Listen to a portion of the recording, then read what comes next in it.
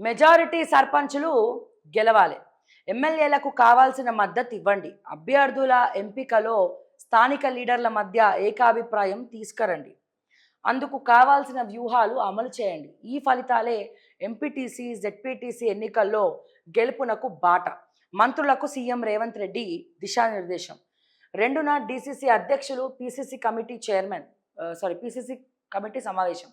రాష్ట్రంలో జరగనున్న పంచాయతీ ఎన్నికల్లో జిల్లాల్లోని మెజారిటీ సర్పంచ్ స్థానాలు ఎలాగైనా గెలిచేందుకు మంత్రులు బాధ్యతలు తీసుకోవాలని సీఎం రేవంత్ రెడ్డి ఆదేశించినట్లు తెలిసింది.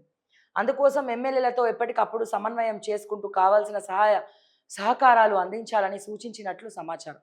అభ్యర్థుల ఎంపిక విషయంలోనూ కూడా స్థానిక లీడర్ల మధ్య ఏకాభిప్రాయం తీసుకొచ్చేందుకు ప్రయత్నించాలని కోరినట్లు తెలుస్తుంది. సర్పంచ్ ఎన్నికల పార్టీలకు అతీతంగా జరుగుతున్న గ్రామాల్లో మాత్రం పోటీ చేసే అభ్యర్థులకు పరోక్షంగా పార్టీలు సపోర్ట్ ఉంటుంది.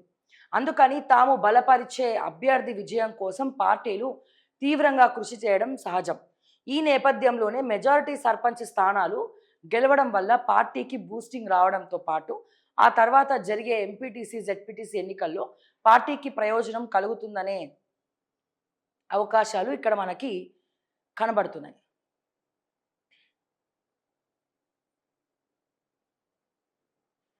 ఇక్కడ చూస్తే ప్రజాపాలన విజయోత్సవాల పేరిట సీఎం జిల్లాల పర్యటన. వచ్చే నెల 1 నుంచి 7వ తేదీ వరకు తొలుత సొంత జిల్లాలోని మక్తల్కు, ఆ తర్వాత మిగతా జిల్లాలకు ప్రారంభోత్సవాలు, శంకుస్థాపనలు, బహిరంగ సభల్లో పాల్గొననున్న సీఎం. రెండో రోజు 4901 నామినేషన్లు దాఖలు. నేటితో ముగియనున్న సర్పంచ్ తొలి విడత నామినేషన్స్. రేపటి నుంచి రెండో విడత ప్రారంభం. ఇక్కడ నిరుద్యోగులు ఏమైపోయినారు? డెఫినెట్గా జూబ్లీ హిల్స్ బై ఎలక్షన్స్లో నిరుద్యోగులు 2 పోటీ చేసి ఓట్లు చీల్చే ప్రయత్నం అయితే జరిగింది. అక్కడ వాళ్ళు సక్సెస్ అయినట్టే. తెలంగాణ రాష్ట్ర వ్యాప్తంగా ఏ పంచాయతీని, ఏ గ్రామాన్ని కూడా వదిలిపెట్టకుండా ప్రతి ఒక్క నిరుద్యోగి కూడా నామినేషన్ వేయాలి, ఖచ్చితంగా ముందరికి రావాలా. నాకు తెలిసి ఇంకా 2-3 విడతలు ఉన్నాయి, ఇంకా టైం ఎక్కువ లేదు. సో మీ సొంత ఊరు నుంచే మీరు నామినేషన్ వేసి పోటీ చేయండి. నిరుద్యోగుల సత్తా ఏంది, యువత సత్తా ఏందో చూపించండి అని చెప్పి నేను మరొకసారి నిరుద్యోగులందరూ కూడా నేను పిలుపునిస్తా ఉన్నా. ప్రతి గ్రామాన ప్రతి గెలుస్తారా ఓడతారా అనేది సెకండరీ. ఫస్ట్ నామినేషన్ వేసి ప్రయత్నం చేయడంలో తప్పు లేదు. ఇక మీదట ప్రతి ఒక్క యువత రాజకీయాల్లోకి రావాల్సినటువంటి అవసరం ఉన్నది.